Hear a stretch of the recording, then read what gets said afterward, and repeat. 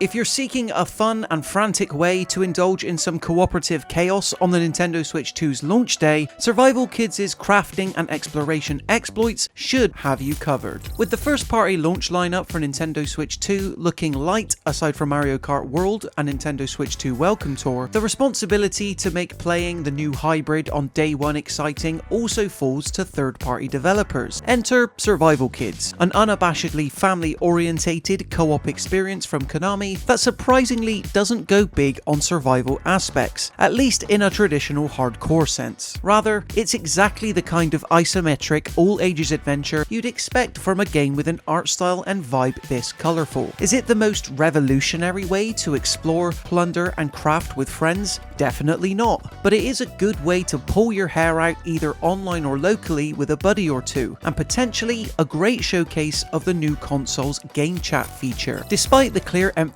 on co-op here, as strange as it seems, I was pleased to see that Survival Kids is fully playable in single player too. True, this means taking away the typical challenge that comes from trying to coordinate whenever you need to, say, shift a large log, glide over a ravine, or pack up and pack down your base camp together. That said, it's still nice to at least have the option to go it alone, and the one level I played in handheld mode by myself certainly demonstrated how exploration can still be enjoyable as a solo player. It cuts out much of the co-op noise that comes from trying to survive as a kid who was washed up onto a deserted island with others, which I recognise might not be the intended experience, but hey, it works. For the most part though, being successful in Survival Kids means working together as part of a team. I discovered this very early on in the game's tutorial level, Lesson Lagoon, where me and 3 others quickly got to grips with the regular routine of chopping wood for resources, manoeuvring heavy objects, both alone and with another, as well as cooking and eating the local fruits in order to maintain a good level of stamina. If it all sounds fairly standard as far as survival games go, that's probably because it is, but mixed in with such familiar escapades are a whole bunch of additional tools unique to each island biome to help keep the cooperative action fresh. While Lesson Lagoon does a good enough job onboarding you of what it takes to successfully traverse from one side of a level to another, it was really in Boomflower Bay where the game's true potential comes alive. Flowers that go,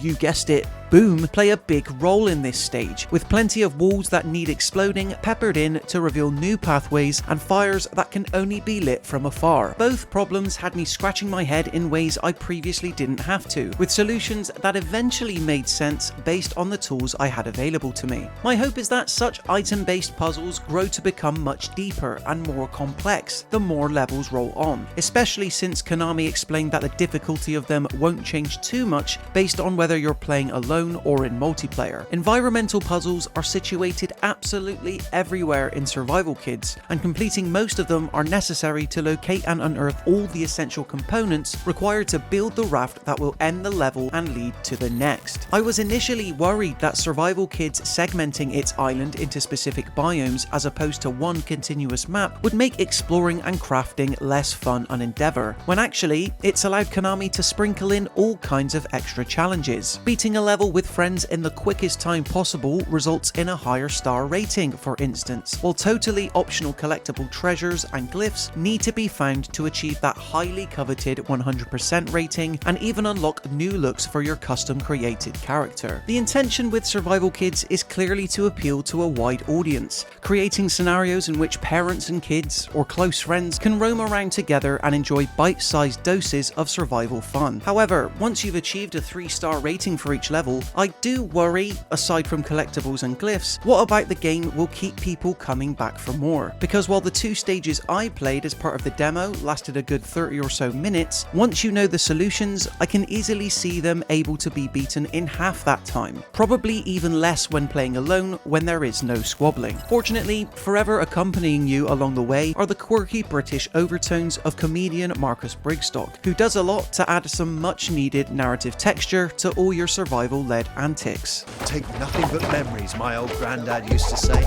But treasure's different, eh? He acts almost as the group's fun uncle of sorts, unafraid to cheekily rib you about whatever outlandish circumstance you currently find yourself in, like a god willing to continually poke fun. It'd be nice if his comments were more reactive to the specific movements I was making, but then the canned narration does a good enough job. Similar to Amelia Tyler in Baldur's Gate 3 or Danny Wallace in Thomas Was Alone before it, Brigstock brings a lot to the overall Survival Kids experience, to the extent that I'd now find it hard to play without hearing him constantly take the mick. As a Nintendo Switch 2 launch release, Survival Kids is clearly looking to take advantage of the hardware's new features. It does so by heavily emphasizing co-op, of course, but then goes a step further by placing the console's new game chat functionality front and center on the main menu screen, and boy is it bold. Though not available to try during my preview session, it's not hard to see how communicating, or rather failing to communicate, will be just as hilarious over Wi-Fi with your friends' faces on the screen as it is when played with 3 players locally, as I did. However, as cool as it might be, it's a novelty I can't imagine will be all that additive to the core Survival Kids co-op experience. In several ways, Survival Kids is about as charming a family-friendly co-op adventure as you'd expect, with plenty of island-based activities primed to have you and others squabble about how to achieve a goal or where to go next. It's not revolutionary, but is perfectly placed to give families and younger players something to sink their teeth into during the Nintendo Switch 2 launch window when the thought of playing yet another race in Mario Kart World eventually grows tiresome. The 2 island levels I played made chopping and shifting around resources surprisingly challenging. I just hope that the unique tools and environmental puzzle quirks prove equally as creative in the game's later hours. No Nintendo console launch is complete without adequate third-party support, and in this instance, Konami definitely has families covered with Survival Kids.